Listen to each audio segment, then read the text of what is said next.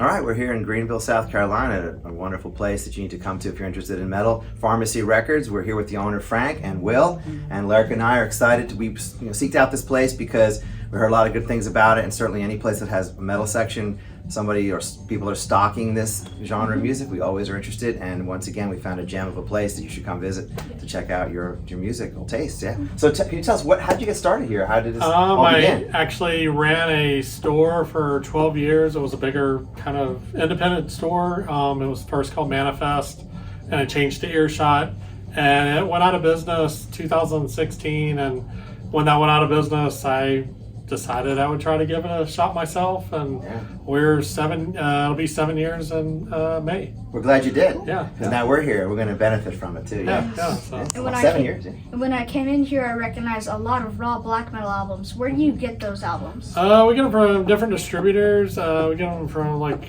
mainly we get them through Nuclear War Now, who distributes Black Gangrene and Altair Productions and everything like that. So we try to bring that in. Plastic Head as well. Is it hard to do? Is there a lot of kind of competition in that when you're trying to? Surprisingly little, especially around here, because again we've kind of cornered the market for that, which is great. Area. Yeah. But for the most part, we're able to kind of get in pretty consistently because again we have those connections with Nuclear War Now and other large distributors like that. Yeah. So we're able to kind of make it work. As we've been doing these episodes around the country, we've been hearing this one word, curating. It comes up, and it seemed to me I didn't really understand what that meant. What does that mean to the record it means business you owner?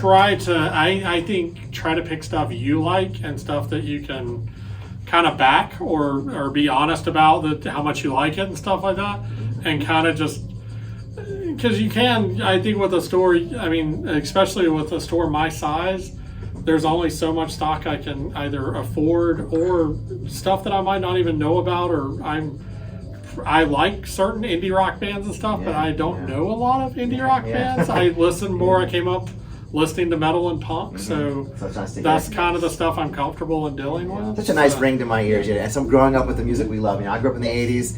I'm Gen X. We're talking about that's officially metalhead. And he's also, a metalhead, right? Yeah.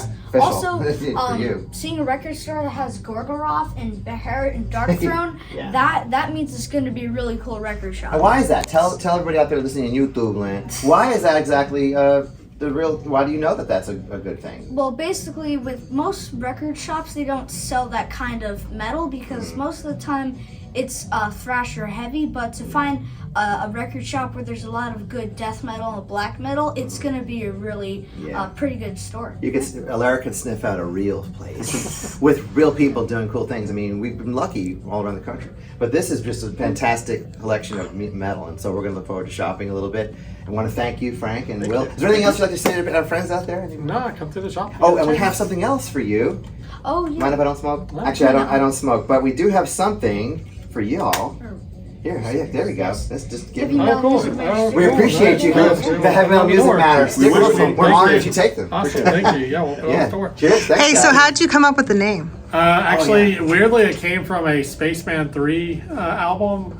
I think the record was Pharmaceuticals to Listen to Music to, and Pharmacy. I was trying to think of a name at that time. It's a great name. And I was like, which my last name is Farr. Everybody thought it was Far as in pharmacy, but it actually comes from Spaceman 3, weirdly enough. That's a perfect thing. And we always talk about the doctor will check you in now, what you need for all your ailments. It'll cure what ails you right here. What's behind Frank and Will right there, folks. That's what's going to help you feel better. Thank you. Yeah. Cheers. All right. Awesome. We're in Asheville, North Carolina at Harvest Records with Mark.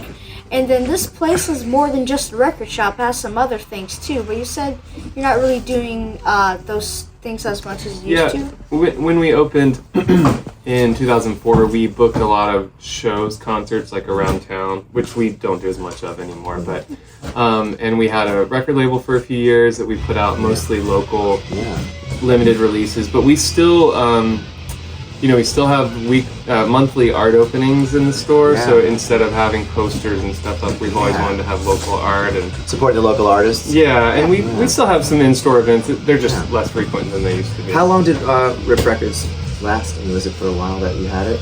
The label? Yes. Was it called Rip? Label? What was the label? Oh no, it was just called Harvest Records. Oh, Harvest Records. Okay. Yeah. So how long did that go on for? It was a few years. We were already kind of phasing it out when we actually got a cease and desist from Harvest Records, which is a record label that put out like Pink Floyd Really? records in the Okay. 70s and stuff. And they like Yeah. rebooted their label in the last decade. Wow. And we were like, hey, you know, it's fine anyway. We're just kind of Not worth the battle. yeah, we're not Go. gonna get Yeah. illegal Let that now. go. Yeah. Well, you certainly have a really awesome place here. Nice. Lots of music, not just metal. Of course, that's what our focus is for our channel, but we Yes, can of find course. always something good when we go somewhere like this. And Yeah. something I came in here, I saw some cassettes, which I was surprised to see.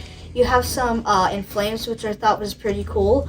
And because most record stores, they're not selling like new cassettes. Most of the time, it's just like old, like ones. 80s cassettes. Yeah. But a lot of bands are reissuing their Yes. music on cassette now. Yeah.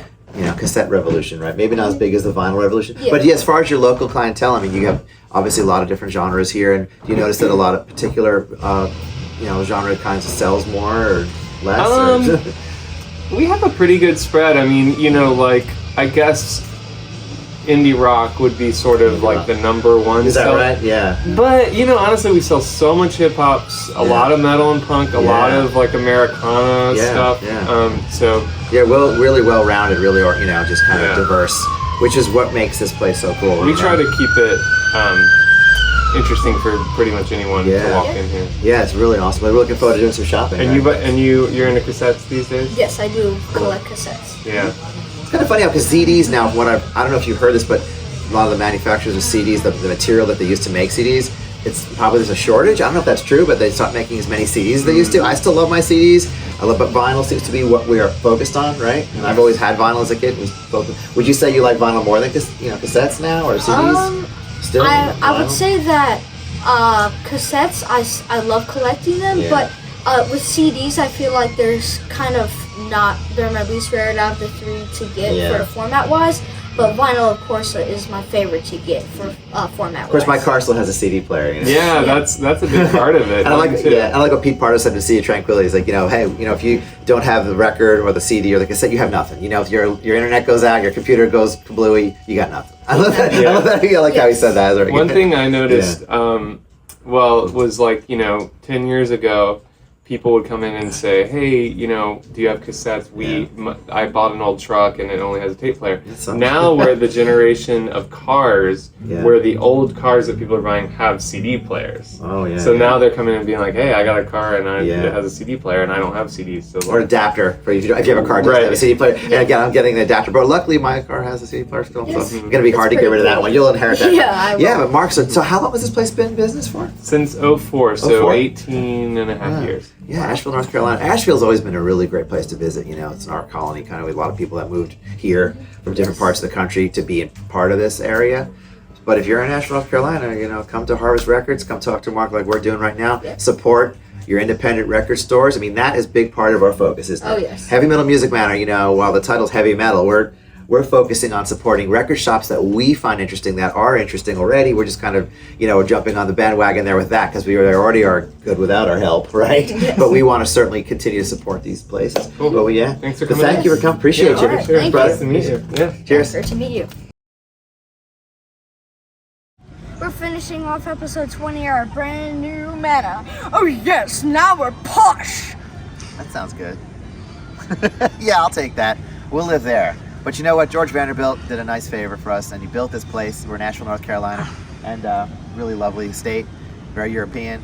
Probably the most European architecture you probably get in this country is right behind us. But yes, we're going to be having some fun walking around the grounds and finding out Carolina has metal for us, yes, right? It does. Carolinas have not disappointed us. We found good people, great music, and we're going to continue our wrapping up our episode.